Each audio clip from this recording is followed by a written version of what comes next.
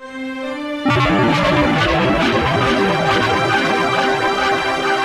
இன்னும் இந்த சேனலை சப்ஸ்கிரைப் பண்ணாங்க கீழ இருக்க ரெட் கலர் பட்டனை கிளிக் பண்ணி சப்ஸ்கிரைப் பண்ணிக்கோங்க. மேலும் உடனுக்குடன் அப்டேட்ஸ் பெற பெல் ஐகானையும் கிளிக் பண்ணிக்கோங்க. ஹாய் ஃப்ரெண்ட்ஸ், வணக்கம். இது உங்கள் தமிழ் ஒன்றர் சேனல். நம்ம ஏற்கனவே நம்ம சேனல்ல ஒரு வீடியோ பார்த்திருந்தோம். என்ன வீடியோ அப்படின்னா, நம்ம மொபைல் தொலைஞ்சு போச்சு அப்படின்னா மிக எளிதாக எப்படி ட்ராக் பண்ணி பார்க்கறது அப்படிங்கிறத பார்த்திருந்தோம்.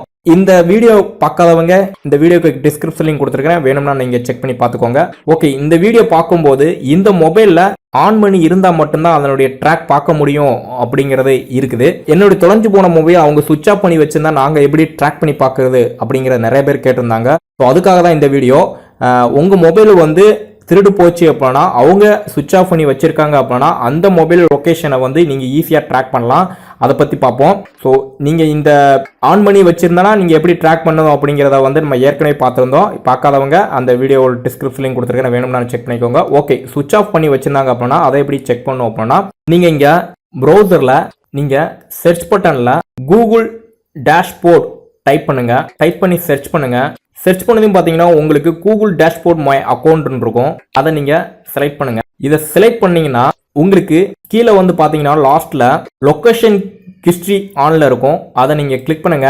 இதை கிளிக் பண்ணீங்கன்னா லாஸ்டா அவங்க மொபைலை எப்போ ஆன் பண்ணாங்க, அவங்களுடைய எந்த டைமிங்கில் ஆன் பண்ணாங்க, எந்த லொக்கேஷனில் ஆன் பண்ணாங்க அப்படிங்கிற டீட்டெயில்ஸ் வந்து நமக்கு வந்துடும். அதன் மூலமாக நம்ம வந்து நம்ம மொபைல் வந்து எந்த இடத்துல இருக்குது அப்படிங்கிறத நம்ம வந்து டிசைட் பண்ணிக்கலாம்.